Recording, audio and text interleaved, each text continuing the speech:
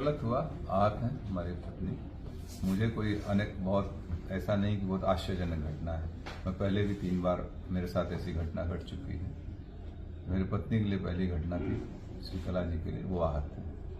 सारा ठीक रहा था कि दबाव में ये वो ऐसा। बहुजन समाज पार्टी मुझे बहुत कायदे से जानती है और खास तौर से बहुजन समाज पार्टी की जब सरकार रही, बहन जी जब मुख्यमंत्री रही 2002 में, तब भी मुझे 1 साल जेल रखा गया। हम लोगों को 10-12 मुकदमे ला दे गए। तब तो हम लोगों ने कोई कम, मेरी माता जी का निधन भी हुआ था उस समय।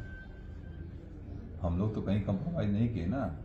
तो बसपा, कम से कम बसपा के लोग जो बोल रहे हैं खरवाल, हमको लगता है नए आए, उन्हें जानकारी नहीं है, इस तरीके की भाषा बोल रहे हैं।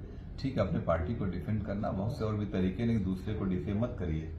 फिर 2007 से लेकर 12 में सरकार रही। उस समय हमारी सरकार से हुए वैचारिक मतभेद रहे। आपने देखा हमारे ऊपर मुकदमे लाकर मुझे बंद किया गया इसी जौनपुर जेल में। 2012 के चुनाव से पहले ये कह दिया गया कि धनंजय सिंह ने माफी मांग ली। हमने कहा ना कोई गलती किया ना कोई माफी मांगे। हमारी भारतीय परंपरा, अगर शरीर भी टच हो जाता है हम लोग कहते बेटा सॉरी यार, कोई इसकी क्षमा मांग लेते हैं। एक अफवाह और, लेकिन जब तक गलती नहीं होती तब तक कोई वो नहीं होता है। और लोकतंत्र के सब जुमले नहीं, तब भी हम लोग उसको किए थे। और हमारे, आपको ख्याल होगा 2011 में मुझे जौनपुर आने से रोका गया, धारा 144 लगाई गई थी। लेकिन मैं आया, क्या मैं दबाव डर गया था क्या पुलिस के उस समय की सरकार, तत्कालीन सरकार से? और अभी आप लोगों के सामने 2020 में तमाम आरोप ऐसे अफवाहें चल रही थी ना।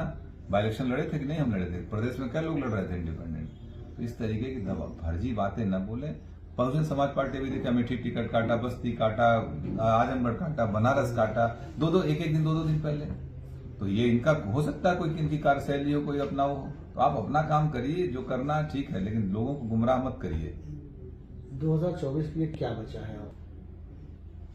अभी निर्णय होंगे 2-3 दिन में लोगों के साथ बैठ के। जो हमारे तमाम पुराने साथी हैं, बहुत बड़े सब सहयोगी हैं, जो हमारे ब्लॉक के हैं, ब्लॉक प्रमुख, बहुत से जिला पंचायत सदस्य हमारे हैं, पुराने साथी, सब लोग बैठ के एक निर्णय लेंगे। तय किया जाएगा, जो उचित होगा वही। झुकाव है जब तक हम लोगों के राय मशवरा नहीं कर लेंगे तब तक कोई निर्णय नहीं लेंगे। करेंगे बगैर हम लोगों के सहमति, जिसको हम लोग चाहेंगे वही यहाँ से सांसद जाएगा, ये भी तय है। इसके अलावा नहीं, किसी से कोई वार्ता नहीं। हाँ, मैं भी सुना कि कह रहे थे कि बहन जी से मेरी वार्ता हुई। मेरी बहन जी से जब मैं MP था 2000 के आखिरी वार्ता उनसे फोन पे मेरी 2013 में है। आज तक। और इस टिकट में ना मेरा कोई लेना न देना। मैं जेल में था, आप लोगों को मालूम है। पत्नी को अप्रोच करके उन लोगों ने टिकट दिया, वार्ता उनसे हुई और आरोप हमारे ऊपर लगा रहे। इसका मतलब कुछ पहले से ही मनगढ़ंत कहानी रही होगी ताकि मुझे टोकर दो, मुझे डिफेम करने की बात है। कोई खेल समझ में आ रहा है क्या?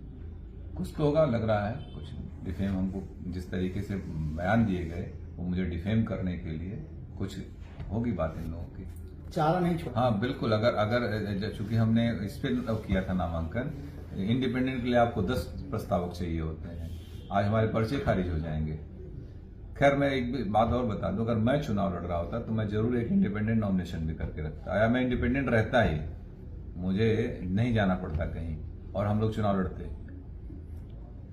भविष्य में क्या कोई मुझे नहीं, मेरा तो नहीं लगता है कभी।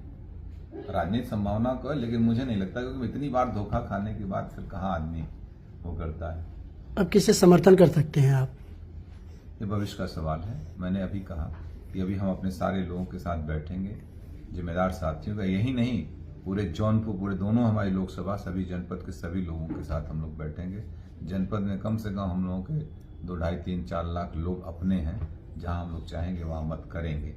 ये सबसे बसपा के लोग ये अब आपको धोखेबाज काटे को चर्चा है। इतनी माइक लगा कोई पूछने गया कहीं? खाली जौनपुर की वजह से ना, जौनपुर की वजह से चर्चा में, धनंजय सिंह की वजह से बसपा चर्चा में, बसपा की वजह से धनंजय सिंह चर्चा में नहीं है। प्रणाम।